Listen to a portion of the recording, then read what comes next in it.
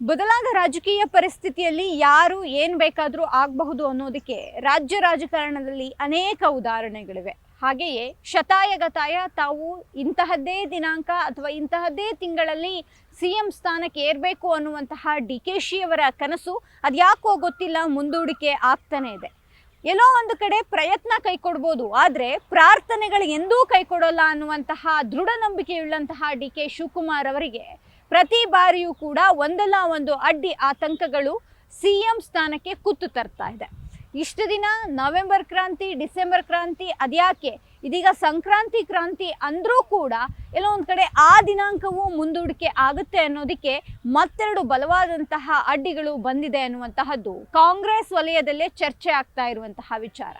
ಒಂದು, ಅಸ್ಸಾಂ ಚುನಾವಣೆ ಏನಿದೆ ಅದಕ್ಕೆ ವೀಕ್ಷಕರಾಗಿ ಯಾವಾಗ DCM DK ಶಿವಕುಮಾರ್ ಅವರನ್ನು ನೇಮಕ ಮಾಡಿದ್ರು ಆಗ CM ಕನಸು ಮತ್ತಷ್ಟು ದೂರ ಆಗ್ತಿದೆ ಅನ್ನುವಂತಹದ್ದು, ಅಥವಾ ಅದು ಸದ್ಯಕ್ಕಂತೂ ಸನಿಹಕ್ಕೆ ಬರೋದಿಲ್ಲ ಅನ್ನುವಂತಹ ಚರ್ಚೆ ಇದೀಗ ಆರಂಭ ಆಗಿತ್ತು.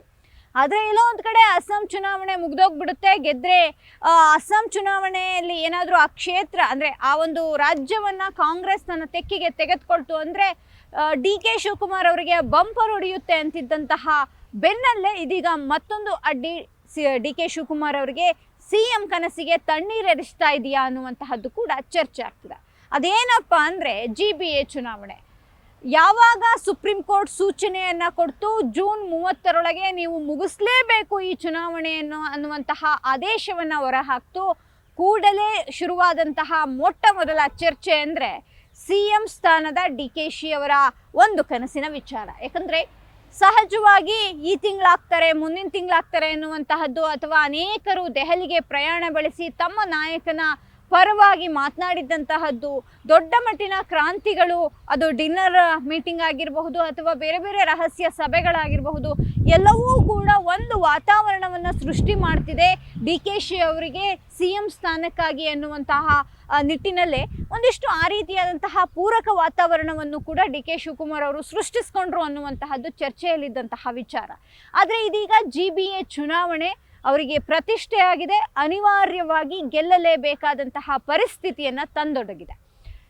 ಈ 5 GBA ಏನಿದೆ ಅಂದರೆ 5 ವಲಯಗಳು ಏನಿದೆ ಆ GBA ಚುನಾವಣೆಯಲ್ಲಿ ಅವರು ಕನಿಷ್ಠ ಅಂದರೂ 3ರಿಂದ 4 ಭಾಗವನ್ನು ಅಂದರೆ 3ರಿಂದ 4 GBAಗಳನ್ನು ಗೆಲ್ಲಲೇಬೇಕಾದಂತಹ ಅನಿವಾರ್ಯತೆ ಅವರಿಗೆ ಬಂದಿದೆ.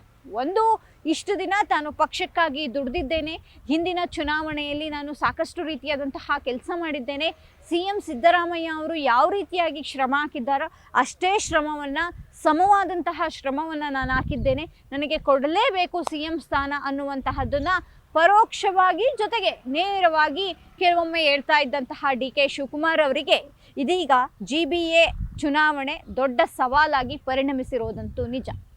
ಕನಿಷ್ಠ ಇನ್ ಕೇಸ್ ಏನಾದರೂ ಸ್ವತಂತ್ರ ಸ್ಪರ್ಧೆಯನ್ನು BJP ಮತ್ತು JDS ಮಾಡಿದರೆ ಅದರ ಲಾಭ ಕಾಂಗ್ರೆಸ್ ಆಗಬಹುದೇನೋ. ಇನ್ ಕೇಸ್ ಏನಾದರೂ JDS ಮತ್ತು BJP ಇಲ್ಲೂ ಕೂಡ ಮೈತ್ರಿಯನ್ನು ಮುಂದುವರಿಸಿದ್ದೇ ಆಗಿದ್ದಲ್ಲಿ 3ರಲ್ಲಿ ಅಂದರೆ 5ರಲ್ಲಿ 3ಅನ್ನೂ ಕೂಡ ಗೆಲ್ಲುವಂತಹದ್ದು ಕಷ್ಟ ಅನ್ನುವಂತಹ ಒಂದಿಷ್ಟು ವಾತಾವರಣ ಸದ್ಯಕ್ಕಂತೂ GBA ಚುನಾವಣೆಯಲ್ಲಿ ಕಾಣಿಸ್ತಿದೆ. ಹಾಗಾದರೆ ನಿಜಕ್ಕೂ ಈ ಒಂದು ಪ್ರತಿಷ್ಠೆ ಆಗಿರುವಂತಹ ಚುನಾವಣೆಯನ್ನು DK ಶಿವಕುಮಾರ್ ಯಾವ ರೀತಿ ತಂತ್ರಗಳನ್ನು ಮಾಡಿ ಗೆಲ್ಲಿಸ್ತಾರೆ ಅನ್ನುವಂತಹದ್ದು ಕೂಡ ಇಲ್ಲಿ ಮುಖ್ಯವಾಗುತ್ತೆ. ಹೈಕಮಾಂಡ್ ಮುಂದೆ ತಮಗೆ CM ಸ್ಥಾನ ನೀಡಿ ಅನ್ನುವಂತಹದ್ದನ್ನು ಗಟ್ಟಿ ಧ್ವನಿಯಲ್ಲಿ ಕೇಳೋದಕ್ಕೆ ಇದೀಗ DK ಶಿವಕುಮಾರ್ ಅವರಿಗೆ ಮತ್ತೊಂದು ಸವಾಲಾಗಿರುವಂತಹದ್ದು, ಆ ಸವಾಲನ್ನು ಗೆದ್ದೇ ಹೋಗಬೇಕಾದಂತಹ ಅನಿವಾರ್ಯತೆ ಅವರಿಗೆ ಬಂದಿರುವಂತಹದ್ದು, ಅದು GBA ಚುನಾವಣೆ.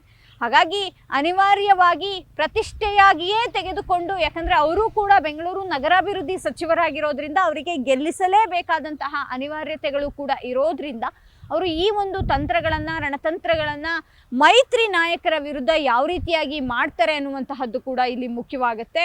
ಒಂದಂತೂ ನಿಜ, ಸದ್ಯಕ್ಕಂತೂ CM ಸ್ಥಾನ ಬದಲಾಗುತ್ತೆ ಅನ್ನೋದಕ್ಕೆ ಯಾವುದೇ ರೀತಿಯಾದಂತಹ ಸ್ಪಷ್ಟತೆ ಇಲ್ಲ.